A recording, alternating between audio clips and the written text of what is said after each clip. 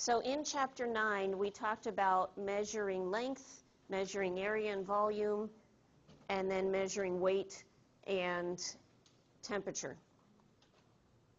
And when we were talking about area and volume, I alluded to the fact that in the next chapter we would be talking more about some of these volume and area formulas, because Chapter 10 leads into our chapter on geometry. We're just going to touch on the basics of geometry. We're not going to go into in depth as what a full geometry class would go. But anything in geometry is made up of a couple basic pieces. First of all, being a point. A point has no length, width, or thickness. So I pride myself on the graphics of this PowerPoint because, here's our awesome graphic for a point. So it actually looks even blurrier than it normally does, so that's probably a resolution on the computer. But there's really no way of drawing what an actual point looks like because it's just a tiny little dot in space. And that's, in terms of geometry, that's what it's considered. We typically label our points with capital letters, and so, be looking for those capital letters and so on. A plane is a flat surface that has no thickness and no boundaries. So if you can imagine, it's sort of like a sheet of paper that goes on forever. And so, again, these are very abstract concepts. It's not something that we can measure with a ruler and so on. But one of the ways that you can imagine how a plane really goes on forever, even beyond what you see, is consider the floor that I'm standing on. You can see the floor inside of this room, but you know that this floor goes on further than the boundaries of the wall. Okay, it goes on, and then the wall is another plane that intersects. Okay, so all these flat surfaces, there's many of these things that will create our shapes.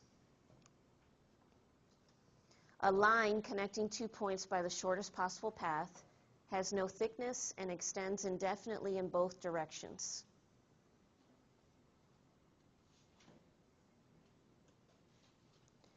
Now, even though I've labeled 2 points on here, A and B, this line has an infinite amount of points on it. And so I only need 2 points to name it. And the reason I need at least 2, if you only have 1, you don't know which direction your line's going in, because that one line could, connect to lots of different points. But 2 points will tell you exactly which direction these lines are going. Okay, so pick any 2 points on the line, and you can symbolize it one of 2 ways.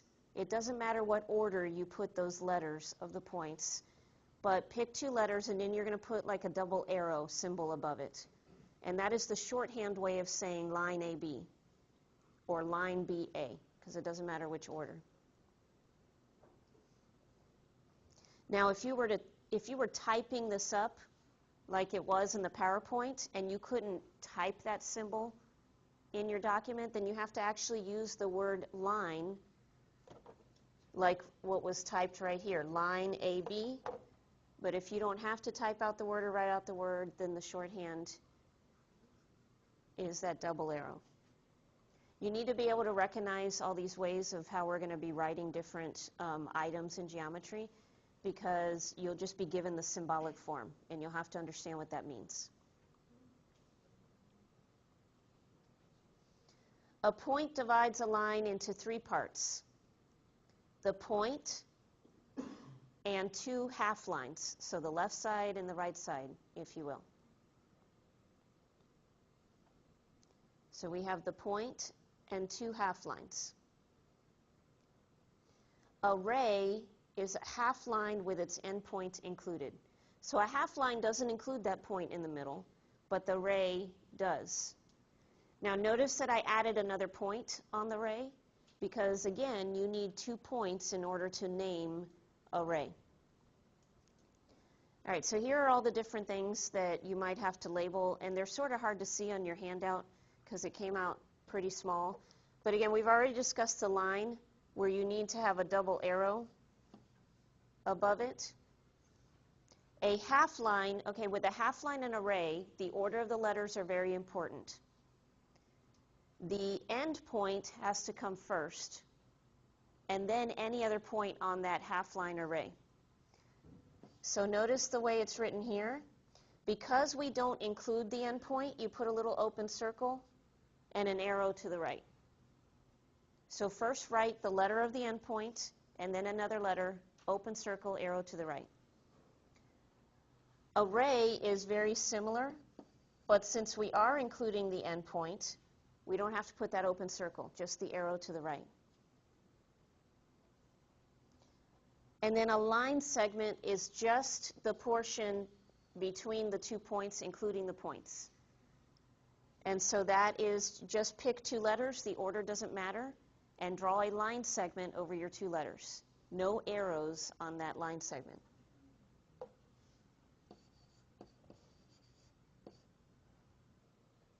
An angle is formed by 2 rays and a common endpoint.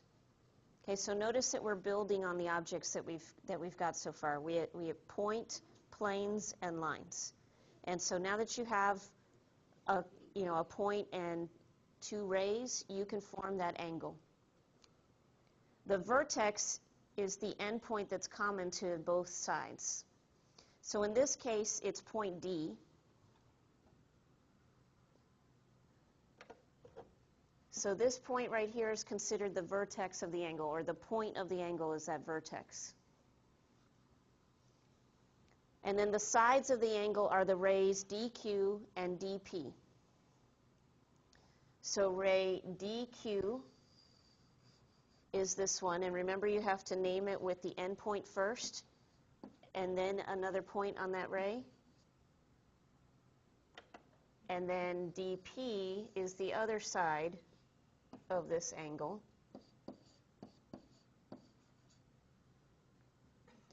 Okay, so typing it in, it couldn't be typed with that arrow, so we use the word ray instead. So either use the word ray, DQ, or use the arrow symbol above the 2 letters. Now there are a couple different ways that you can name this angle. Notice that the angle has been numbered. There's a number 2 inside of it, so you can use the number if one exists. Or because there's just 2 rays and nothing else around this, you could also use the letter of the vertex to name the angle. So we can name this angle 2 or angle D. So notice that you just use a symbol that looks like a little angle 2 or angle D. Now the other way to name it is to use 3 letters for the angle.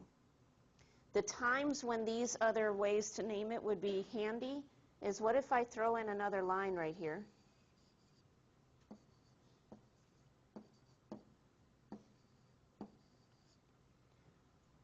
Okay, so I've thrown in another line to the picture, and it all goes through the vertex D. And so if you just say angle D, well, that's not enough. There's too many angles at angle D. Let's say that you didn't have that number in the picture, so you couldn't call it angle 2. There was no number there. But notice that angle D could be this one, it could be this one, it could be this one, it could be this one, it could be this one, it could be this. Okay, so there's a lot of angles with the same vertex of D. So if you need to be more specific because there's more than one in the picture, then using 3 letters is appropriate. Now the vertex is the only letter that has to be in the middle. The other 2 letters, it doesn't matter what order you use. But it's as if you're tracing the angle when you name it. Actually, let me see if it'll disappear for me. Okay. All right, so it's as if you're tracing it. If we started at P, it's P, D, Q. So that's why we name them in that order, P, D, Q. It's how you would trace it. But you could also start from the bottom and say it's Q, D, P. As long as the vertex letter is in the middle and you pick 2 other letters on each side, then you're good. You've named that angle appropriately.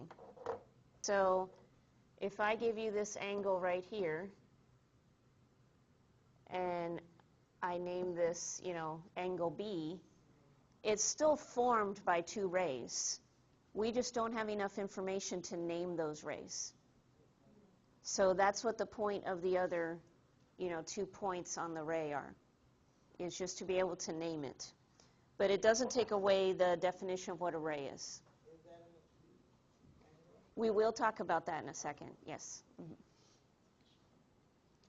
Okay, so an acute angle is an angle that is less than 90 degrees. And a right angle is 90 degrees. Okay, so a lot of you guys are familiar with what a right angle looks like. A right angle looks like a corner of a box, okay, perfectly 90 degrees. And we normally draw this little tiny box in the corner to show that that is a 90 degree. If you see that little box, you can assume that it's 90 degrees. If you don't see that little box in there, you can assume nothing.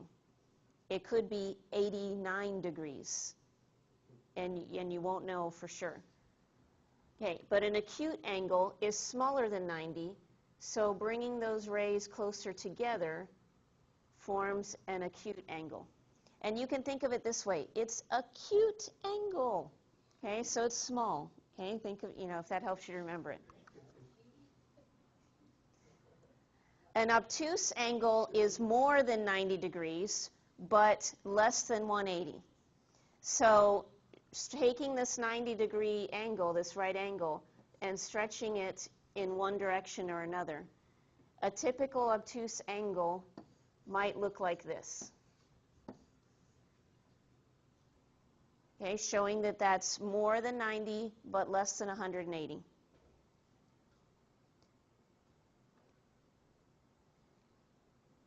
A straight angle is exactly 180 degrees. So if you're not familiar with 180 degrees, it's just a straight line, which is why it's called a straight angle. If you go from one side to the other, you have measured 180. If you can imagine putting two right angles together, so if I were to draw a second right angle right here, so this side is 90 and that side is 90, and so notice at the bottom is a straight line. Complementary angles are angles that add to 90 degrees.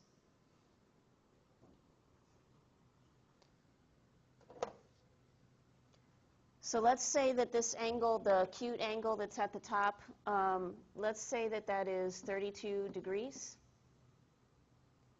And then I show you another angle, and so that's 58 degrees. So those two angles are complementary because when you add them together it equals 90 degrees. They could also be two angles that look like this, where it's a 90-degree angle cut into two different angles. And so you have an angle here and an angle here. So the ones that I labeled X and Y, those are complementary angles because they form a 90-degree angle. Supplementary angles add to 180 degrees. So let's say that I use this 58-degree angle right here, and then let's say that this obtuse angle over here is 128. Let's see, no, not 128. Let me add in my head a little bit better. 122. Because when you add 122 and 58, I still didn't do, no, I did that. Okay, yes. 122 and 58 gives you 180 degrees. Okay, so they could be two angles that are completely separate from each other, like what I've just noted, or you could also have a straight angle that's split into more than one angle. Okay, so let's say that this is 120 and this is 60. And so those are two supplementary angles. And then vertical angles are opposite angles when lines intersect. So here's a picture of vertical angles. You have two lines intersecting, And so they are the two angles that are opposite each other, angle A and angle B. And one thing we know about vertical angles is that they are always equal to each other. So notice that I put that angle A equals angle B. When two angles are equal and you've got a picture and you want to label that picture, you can always mark them like I've just put an arc in there, and then put one hash mark to show, okay, the ones marked with one hash mark are all equal to each other. Is that the only set of vertical angles in this picture? No, because notice the ones that are not marked are also vertical angles. So this one is equal to that one, and so I might mark that with two hash marks to show that those are equal to each other. They're not necessarily equal to the other angle, so that's why I mark them differently. So if you're looking at a diagram and you see two lines intersecting, you can go ahead and assume that those vertical angles are equal to each other. If parallel lines are cut by a transversal, in this picture we have two parallel lines, and those are lines that never intersect. The transversal is just a line that cuts through them. It transverses through those lines. That's where that word comes from. So transverse means to go through something. And notice that when you just have one transversal, one line that goes through, it creates 8 individual angles. There's really more than 8 in there. Now the reason I say this is because if you take 2 of these angles together, 1 and 2, that creates another angle. So I'm going to state it as 8 individual angles. And because of the nature of parallel lines, there are certain things that we know about these angles. So first of all, alternate interior angles have the same measure. So that's your fill in the blank there, alternate interior. Now the question is, which ones are the alternate interior? Well, you're only picking a pair of angles to be alternate interior, first of all. Okay. No. Okay, so first, slow down. 1 and 4 are not alternate interior because 1 and 4 are what type? They're vertical. We do know that 1 and 4 are equal, but they're not alternate interior angles. Okay? Think of what the words alternate and interior mean. Alternate and interior. 3 and 6, good, and 4 and 5. So first of all, interior is the easier word to understand. Interior means that it's inside the parallel lines. So, and then alternate means that they alternate sides of the transversal. So I heard 3 and 6 and 4 and 5. So we'll say 4 and 5 as one, and then 3 and 6 are another pair. Now note that 3 and 4 are not necessarily equal to each other. Okay, but the ones that are alternate interior to each other are. So if you need to write down a little note, angle 3 and angle 6 are a pair of alternate interior angles. And then angle 4 and angle 5 are a pair of alternate interior angles. Okay, the next type of pair that have a special relationship are alternate exterior angles. And they have the same measure. Okay, so think about what the words mean, alternate and exterior. So 1 and 8 is one pair because you're looking at angles that are exterior. So they both have to be outside of the parallel lines, and they also have to alternate sides of the transversal. So 1 is on the left side of that transversal, and 8 is on the right-hand side.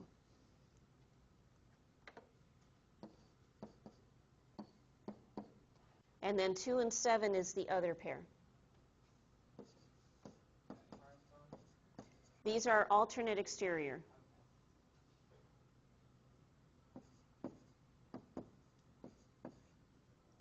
Now the last pair are corresponding angles.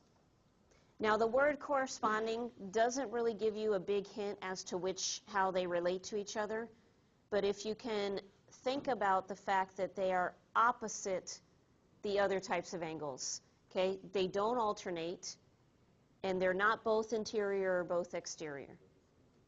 Okay, so yeah, they're on the same side of the transversal, and one of them is inside and the other one is outside.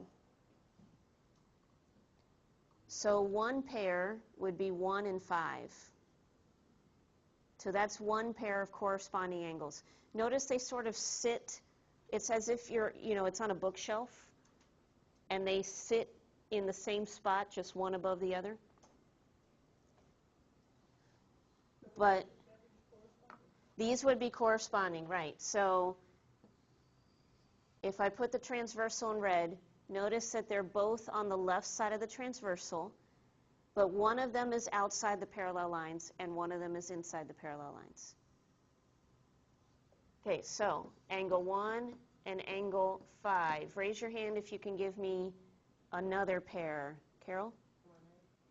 4 and 8 is another pair. Good.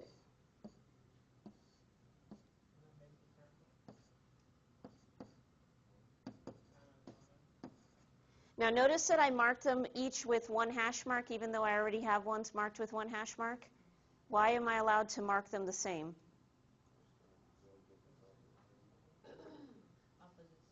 Okay, they're opposite, but 1 and 4 are vertical, right? So I already know that those are equal, so I went ahead and marked them with the same hash mark.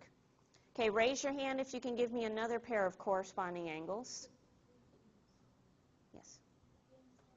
Okay, 3 and 7, good. Now this is not the same as 4 or 1, so I'm going to mark that with 2 hash marks. So angle 3 and angle 7.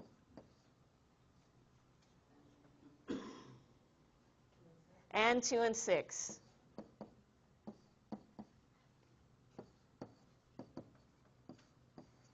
Okay, so notice that there are only 2 pairs of alternate interior angles. There are only 2 pairs of alternate exterior angles, but there are 4 pairs of corresponding angles when you have one transversal, one line that's cutting through those 2 parallel lines. If I add another line, okay, it makes a whole bunch more set of angles in there. So any questions on how you identify these types of angles that we've noted here?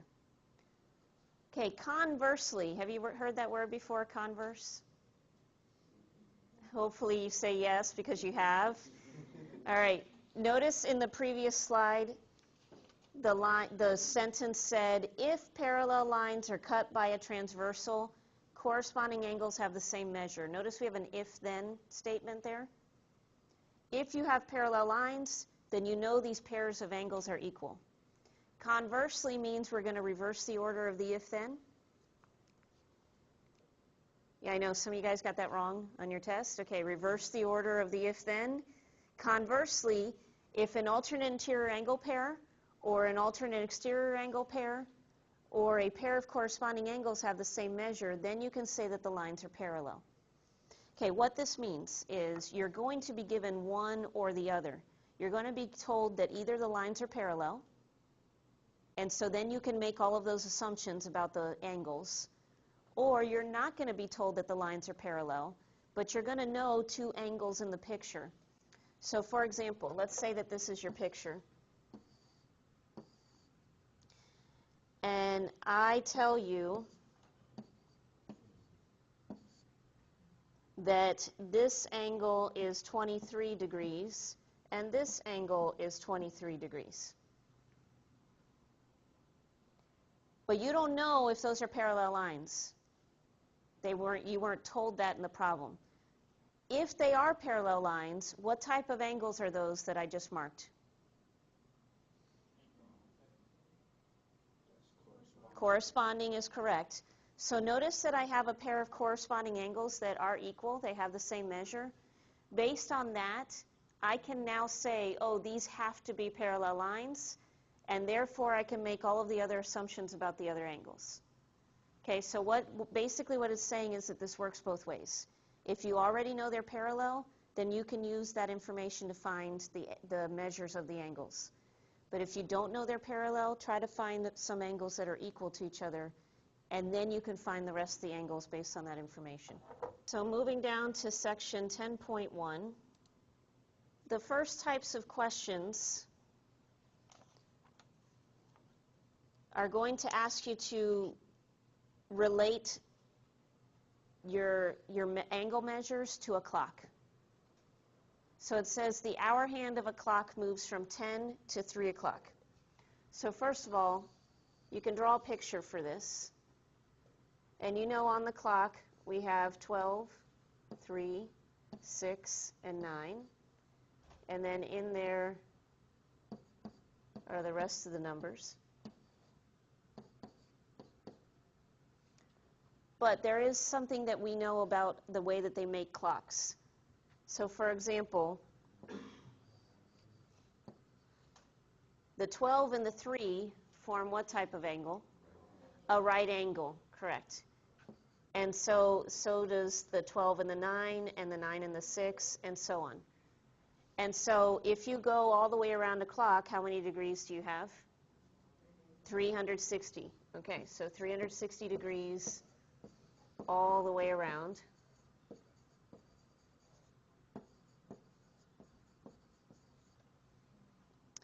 And so if you know, so we're looking at, it says it's going from 10 to 3. So it's moving from 10 to 3. So if you know that from 9 to 12 is perfectly 90 degrees, and these numbers are evenly spaced, not 45, because 45 would be half of 90, and that means that you're exactly halfway between the 9 and the 12. But notice that this 90 is really cut into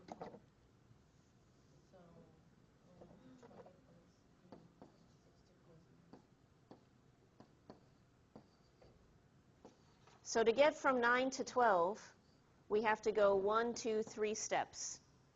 So it's as if you cut it into 3, then you'll know exactly how many degrees it takes to get to 1 hour. So 90 divided by 3? 30. Okay, so that means that it's 30 degrees to go from 9 to 10, 30 degrees to go from 10 to 11, and 11 to 12, and so on. Okay, so, hold on, let me erase, because again, I've made a mess in here.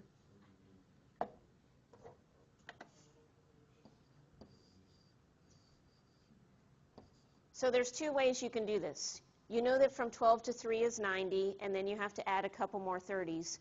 Or you can just say that you're going from 10, 1, 2, 3, 4, 5, times each 30-degree step. However you do it is fine. It doesn't matter. But if you do 5, then what do you get? 150. Is that the same as if you take 90 and add 2 30s to it?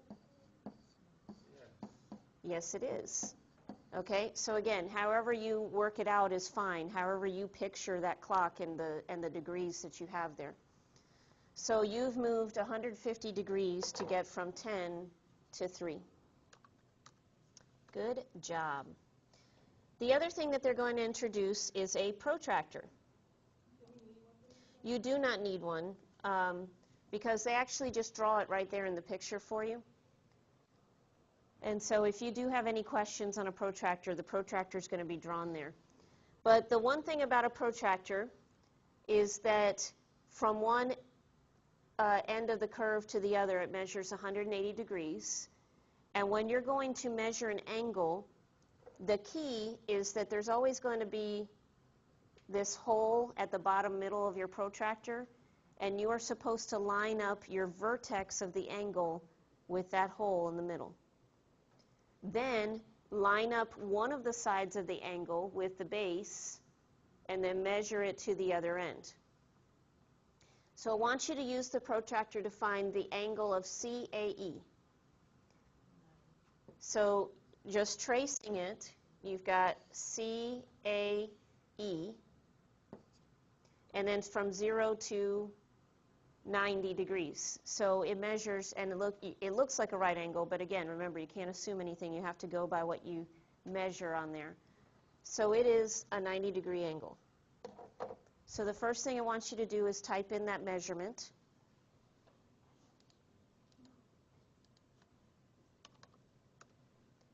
And then it wants you to classify it. So is it acute, right, straight, or obtuse? Right. That is right. Well done. Now, it may not always give you an angle that has been lined up with the base of your protractor. It could say, look for the measure of angle DAF. So notice that that is from here to here. And there's two ways that you can figure this problem out. You can note on the protractor that it's counting by tens, 10, 20, 30, 40, 50, 60, and so on. So you could just count by tens from one line to the other until you get there. Okay, 10, 20, 30, 40, 50, 60, 70. So it measures a 70-degree angle. But you could also look at the sides of the angle. This is at 60, and this is at 130. So what do you do with those two numbers? Subtract, right, because you're basically taking away this portion that is not lined up with the protractor. So 130 minus 60, which also equals 70 degrees. Okay, so if it's a 70-degree angle, is it acute, right, straight, or obtuse? Acute. Very good. So any questions on using the protractor? See, it's cheesy, but you remember it, right? Some of the questions in here deal with supplementary and complementary angles.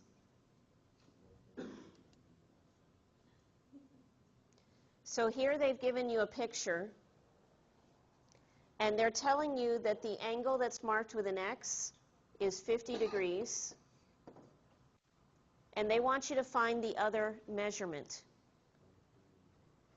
All right, so notice that these two angles are on a straight angle.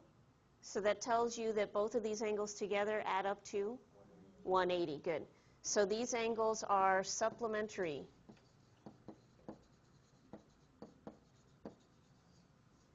So if they add up to 180, then I can take 180 and do what? Okay, subtract that 50, giving us 130. So the other angle is equal to 130 degrees. If you know that the angles add up to 90, then take 90 and subtract the other angle that you're given. Yep, so whatever this angle that they give you is, take that number and subtract it from 180 if it's supplementary. Now sometimes they won't give you a picture, and they will just tell you the angles are supplementary, the angles are complementary. So you have to know what those terms mean. Now the other thing that it's going to do in here is add some elements of algebra. Now some of you guys just cringed, and so give me a second to demonstrate so that you have an idea of what you're supposed to do here. It says use an algebraic equation to find the measures of the two angles described. Begin by letting x represent the degree measure of the angle's complement. So it just told you that x equals the complement. It might tell you to mark x as the supplement. Okay, pay attention to whatever it tells you in there. And then it says the measure of the angle, and they're talking about a second angle here. The measure of the angle is 24 degrees greater than its complement. Okay, 24 degrees greater than its complement. Any key words you see in there? Greater than. And what does it mean if you have greater than in math terms? Okay, addition, right, you've got a plus sign here. So this tells us that the other angle is 24 plus x. Okay, so you know that the complement is x, and so the other angle is 24 plus x. Now here's where the trick comes in. What do you know about these two angles? They're complementary, so what does that mean? They equal to 90 when you add them together. That's what you need to be able to set up an equation. Okay, so when you add these two together, so you've got the 24 plus x plus the other x, then they have to equal 90 degrees. Whatever it tells you, that's what you're going to use to create your expression. So I'm not going to work out your homework for you. You got to think about this later. All right, so looking at your equation here, now you have like terms, so add your like terms together, x plus x, 2x, so you have 24 plus 2x equals 90. So then subtract 24 from both sides.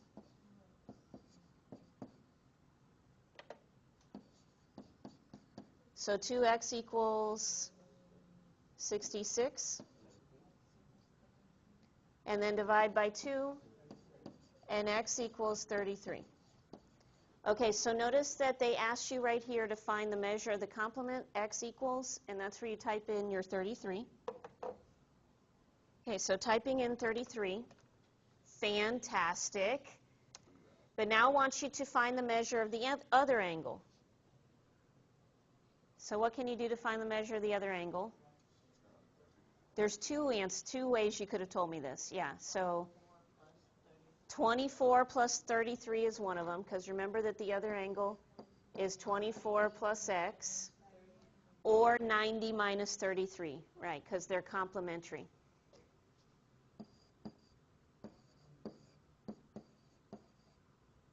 Okay, so whichever way you work it out is fine. You don't have to do both ways. And so you should get 57 either way you do it, right?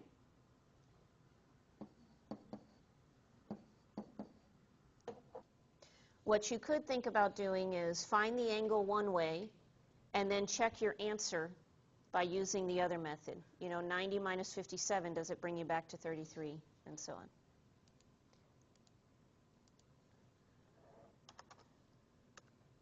Fantastic again.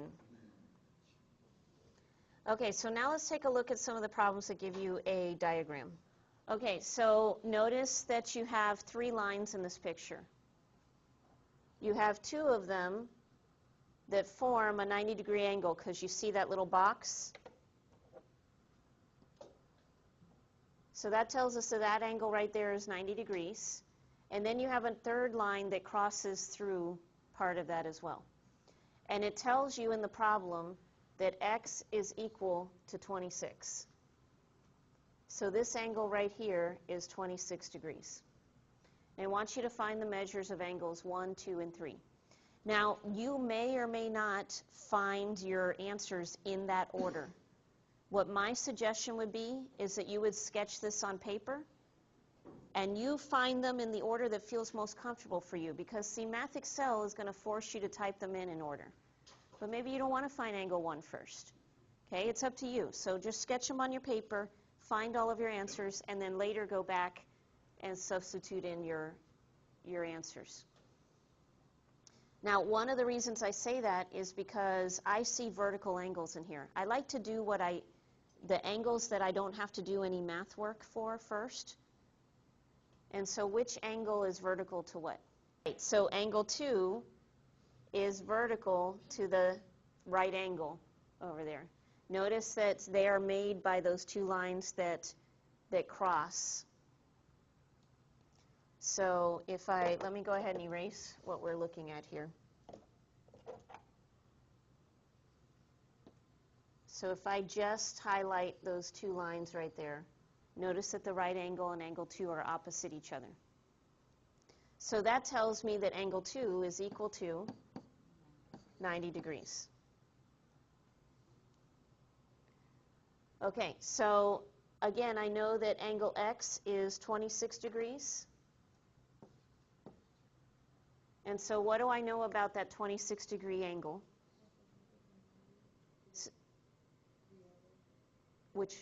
Okay, so which one in particular are you looking at?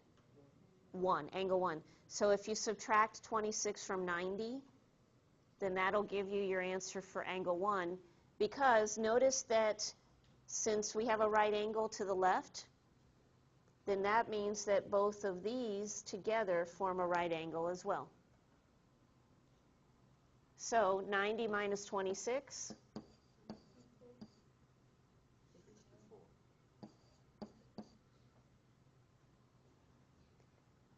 So angle 1 is 64 degrees. Notice there's a little m in front of it in the problem over there. That letter m stands for the measure of. So the measure of angle 1 is 64 degrees. The measure of angle 2 is 90 degrees. And now what do we know about angle 3? It's vertical to 1, and that is correct. So let me erase what we have here. And if I redraw this line and this line, now you can see a little clearer that angle 1 and angle 3 are vertical. So angle 1 and angle 3 are equal to each other, showing that the measure of angle 3 is also 64 degrees. So these are somewhat like puzzles. You're trying to put the pieces together to find the missing ones that are in there. If you hate puzzles, sorry. It's going to be a challenge. If you like puzzles, hopefully you'll embrace this. All right, so now we need to type in our answers. So angle 1 was 64 degrees.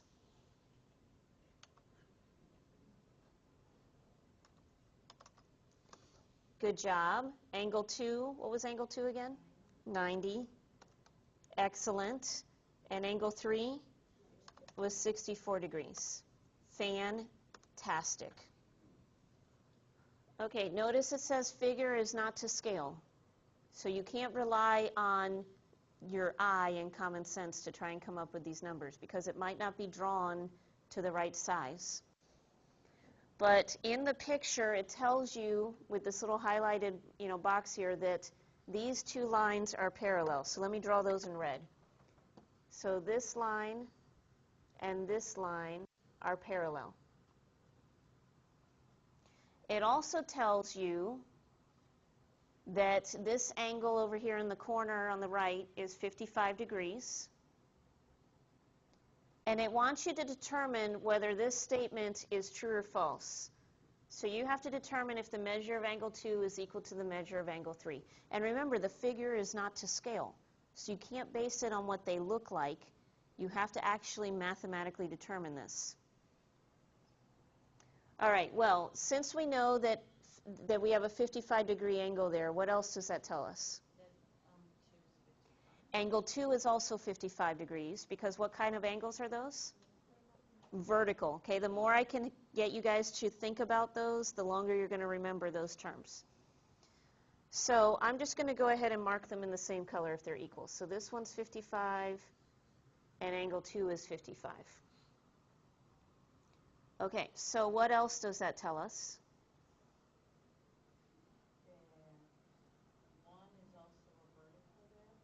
Okay, 1 is vertical.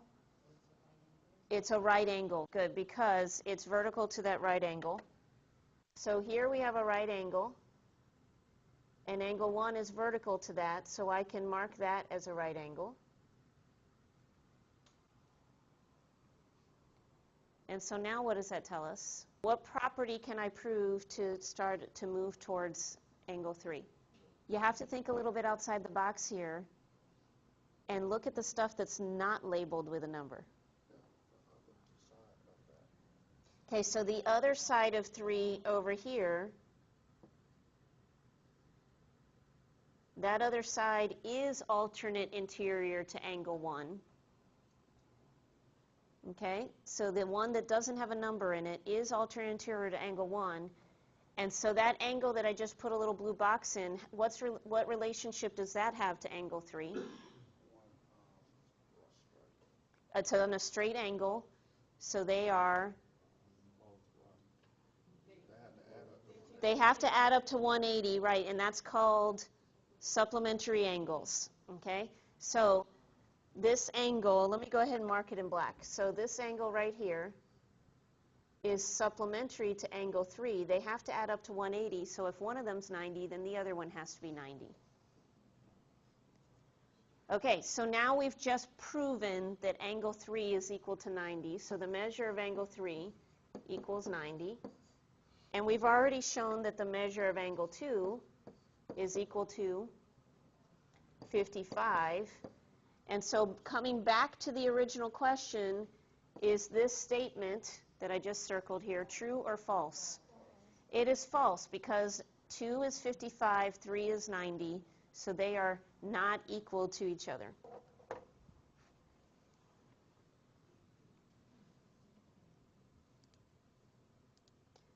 Okay, so this is false. Excellent. So I was a little hard on you guys when you were trying to figure out your angles because I want to make sure that you don't make assumptions based on what the picture looks like. I want to make sure that you understand the concept so that you can prove for sure that one angle is equal to another and so on. Okay, let's come back to a little bit more algebra-based stuff. It says, use an algebraic equation to find the measure of each angle that is represented in terms of x. So notice you have a picture over here of some angles. You have in one angle an expression of 7x plus 10, and in another angle, 3x plus 60. Well, what does the picture tell you about these angles? Okay, so you see that it's a right angle from that box right there. So therefore, these two angles they add up to 90 degrees. They're complementary. Good. Okay, so complementary. So they add up to 90. And that is the key of how you can create an algebraic equation, because that's what they want you to do.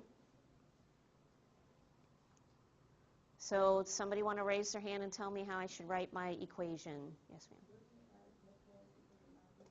That is correct. So add both of these expressions and make them equal to 90. So I need 7x plus 10 plus 3x plus 60, and that has to equal 90.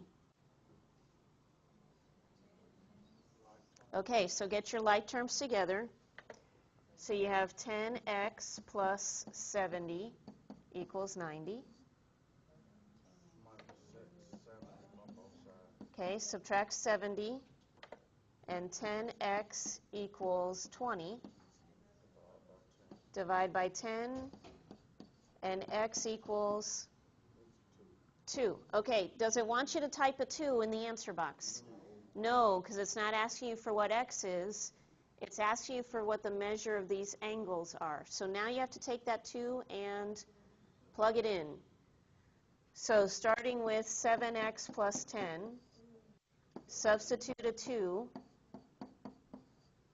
So 7 times 2 is 14, plus 10 is 24. Okay, so the first one is 24.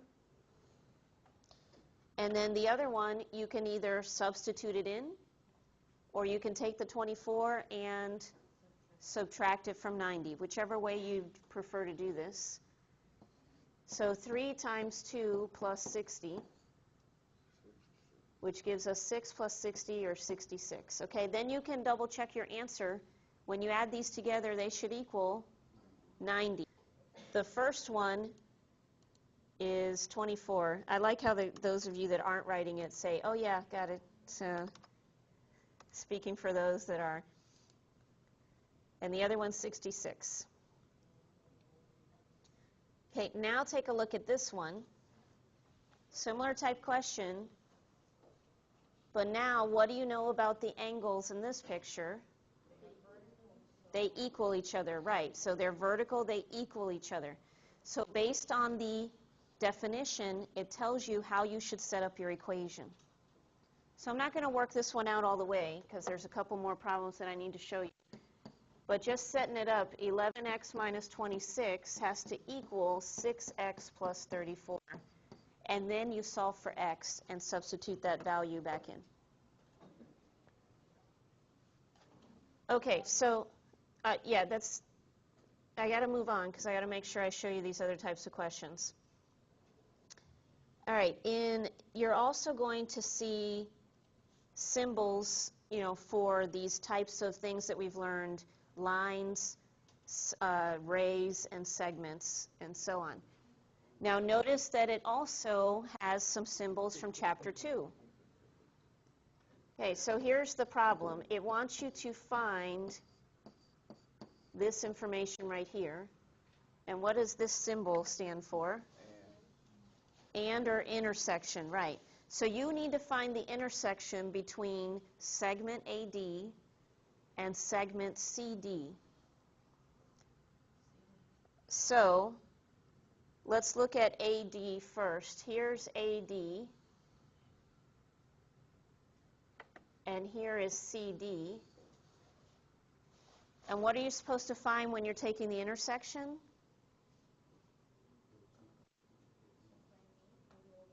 Where they overlap. Yeah, where they overlap or what they have in common. So if it's intersection, it's what they overlap. So the overlapping portion is right here. So your answer is from C to D. So notice that that's a segment. It's another segment. So that equals segment CD. If it had been the union, then you'd want to join the pieces together into one piece. So take everything and put it all together.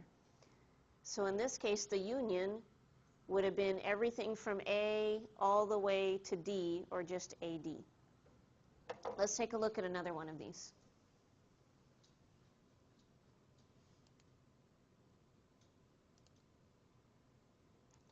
So this one was CD. Good job.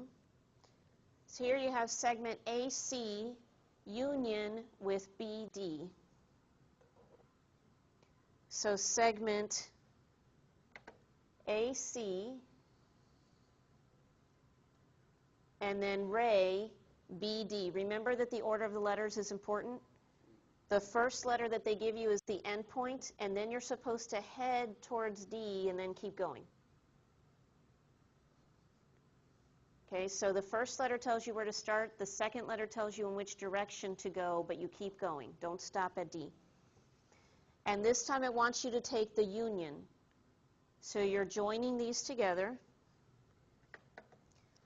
So from the left, the furthest to the left we go is A, and then we keep going and we join them together all the way to the end there. Okay, so we have created another ray. Okay, not a segment because there's an arrow on one end, so a ray. And so the ray, the end point is at A. So that's the first letter we have to write down. And then we pick any of these other three letters. It doesn't matter. So your answer could be AB, it could be AC, or it could be AD. It's not going to give you all three of these as a choice. It's only going to give you one of them. And so pick the one that you see over there. Okay, so is it 1, 2, 3, or 4?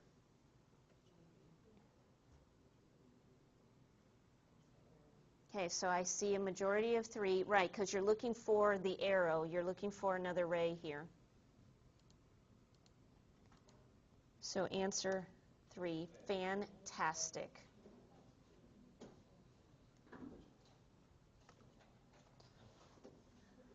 Okay, and then they might have you, relate some things to determine whether it makes sense or doesn't. They might have you relate it to the letters of the alphabet and seeing what angle types you see there.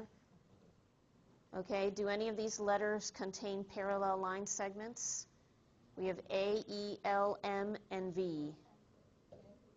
Okay, M and E, good. So M, the parallel lines are the outer portions, okay, the ones I drew in black. And so E,